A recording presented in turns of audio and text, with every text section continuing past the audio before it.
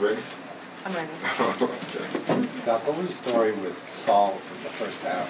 Something to do with cramps? Or? I don't know what that was. I think he had a stinger, I guess. You know, I didn't really play football, but I think that's basically what it was. He got his hand caught in both arms or forearms were cramping, and so I don't even know what that is, but that's what it was. So obviously it didn't affect him too much. No, he was fine. Minus the turnovers, he was fine. You guys have remembered how to score. Yeah, we're getting stops. Last 3 games, you know, I think 2 games in a row now for Rondo as far as just offensive execution is off the charts. You know, he's back to calling a game, you know, every night. You know, he made some sensational calls, you know, through our sets. You know, we're doing random less. You know, I think Kevin at the 5 has been very good. You know, we're athletic all of a sudden. You know, we've gone from the you put Kevin and Brandon on the floor at the same time with Rondo. All of a sudden we're flying down the floor and we're getting low posts, we're scoring.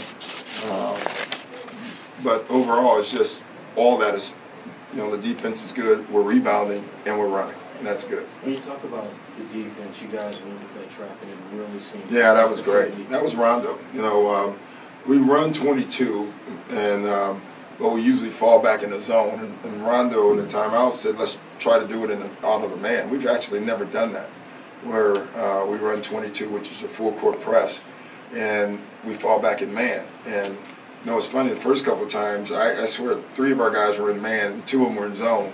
But I think it screwed both teams up, you know, and then we figured it out, what we were doing. But just being aggressive, and honestly, having Pietrus on the floor allows you to do that. When you have Rondo and Pietrus on the floor, and then you have the quick bigs with Kevin and Brandon, it allows you to cover a lot of room and a lot of ground, and so it was good defense for us. Has he shown you that he's maybe a little bit better of a defender than maybe you thought? Pietrus? Yeah. Oh, yeah, way better. I mean, I knew he was a good defender. You know, people forget when Orlando went to the finals, Michael Pietrus defended everybody, defended LeBron, defended everybody. But he's better than I thought. His energy is better. And he's just, like I've said it 100 times, but his spirit is just unbelievable, you know, on the team, in the locker room, everywhere. It's infectious. It's great. How do you Brandon Rondo from Brandon? Well, it's just he's got to get that. You know, I want him to have freedom, but I always say you got to have a meter on yourself. You go down the floor 2 and 3 times and we get nothing. He did it today. We actually went down in the 3rd quarter, I think 3 times in a row, and really got nothing out of the offense because we were all in random, and I want to be in random too. And he came down, stopped everybody, got us in a set. We went to the last option. Kevin got a wide open shot. That's the difference. And so he has a, you know, what is it called, a regulator or whatever. He's using that as you know, every 2 times, no score, run a set. We run a set, run another set that looks like the last set. He did that twice, you know, and we got great shots out of it. So it's just good. You know, I bet 10 times he looked over doing a free throw at me, and I wouldn't make a call. And I've been trying to do that a lot since the All-Star break. You know, I want him to make the call. I want him to think the game and control the team, and I think he's doing a fantastic job. Doc, just 2 turnovers in the first half. Yeah. Honestly. Yeah. How nice is it to see that you guys are capable of that given how much problems? Oh, boy. Yeah, that was awesome. You know, it's funny. It's the first thing and last thing I said at halftime. You know, it's just makes us better. We score, you know, in my opinion, and we score much better when we don't give it back and take away half our shots. So it's just good. It's good to see. 3 wins in a row now, Doc. Given what's coming up here in the next 2 weeks, obviously, all speculation, how important is those 2 weeks to the future of this team, you feel like? Well, you mean as far as playing or as far as getting through the gossip stuff? Both. I mean, playing, yeah. to getting. Yeah, I mean, listen, I think they're important because of the road we're going on and all that. And then obviously, you know, with the trade stuff, I think, like I said today, I don't think anything will happen, but I think there'll be a lot of talk about something happening, and I just hope we have the strength to you know, block it out. Obviously, there'll be bigger centers that Kevin encounters, if he's going to keep playing center, that will wear on him a little Yeah. bit. What are the freedoms and advantages of playing him at center? Well, first of all, he's so smart defensively. So there will be bigger, but they have to be awful smart to score on him. You know, he's so crafty. Secondly, I think his speed now, he's the quick person. You know, where at 4, there are a lot of 4s as quick or quicker. Now all of a sudden he's the fastest 5. And so that's a big advantage for us, especially in our pick and roll game, which you've noticed since the break, we're running far more of them.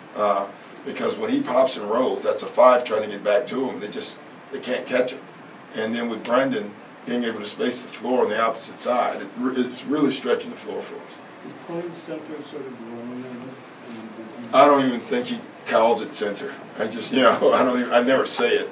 It's funny. I still, have our players are still drop 4, not for any mental reason. It's just, so I don't think he knows he's at 5, but I don't think he looks at it as being a center. Could you tell early on tonight, Doc, that KG and Paul were very active rebounding, like crashing the boards? Yeah, the one thing we've been on Paul about, and is just when he rebounds, he had 4, but we had the lead. But when he rebounds, we are a better basketball team.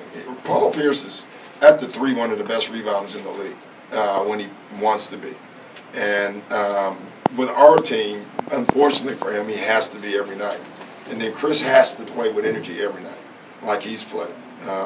Those are whatever you call half-twos. I mean, for us to win, those 2 guys have to do that.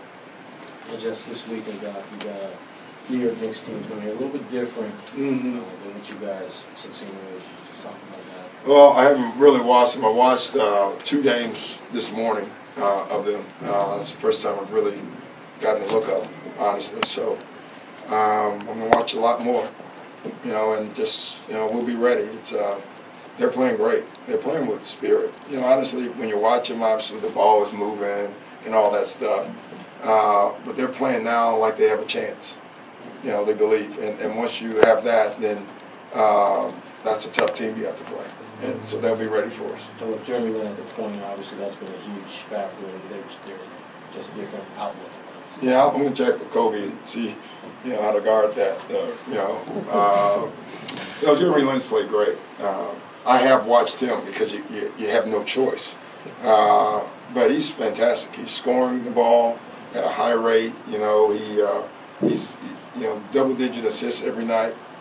He's bigger than you think. At least going by film, at least that's the way it looks. But they still got other guys that are pretty good on that team too.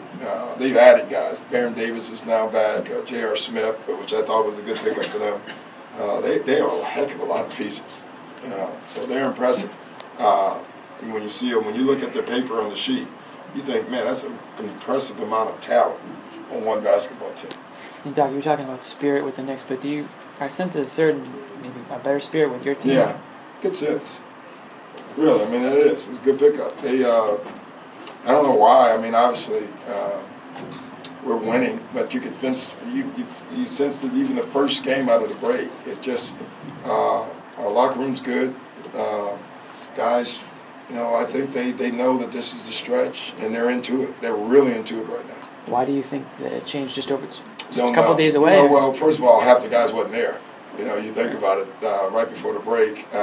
Our guys really wanted to do well on the break, and then it all fell apart. Injuries, Rondo suspension, no Kevin for 2 or 3 of them. I don't even remember how many it was. It felt like 3. No Brandon the entire trip. So I thought you could see it in the first practice in Cleveland. They were happy to be back and home, and they want to see what they have.